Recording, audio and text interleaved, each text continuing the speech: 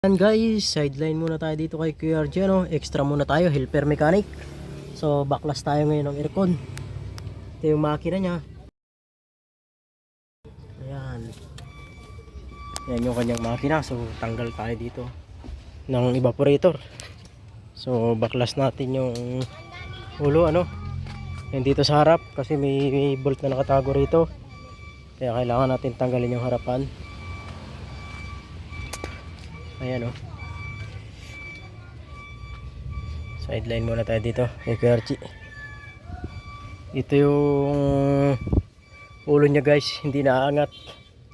Dito lang sa upuan, ano, parang L300 lang, oh. Hindi siya naaangat ang ulo.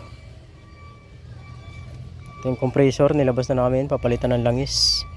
So ayan guys, oh, yung kanyang evaporator. Tingnan mo naman, lalamig pa ba yan?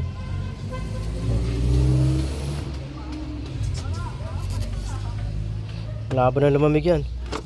Ang putik na. Tapos may mga plastic pa. Oh my goodness. Ayun, ang kapalang putik.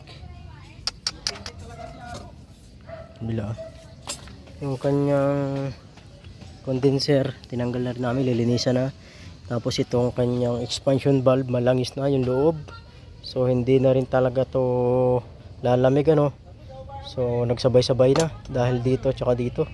Ito yung sa hangin, hindi na gaano maganda yung ano ng hangin pati. Ayan, malangis na.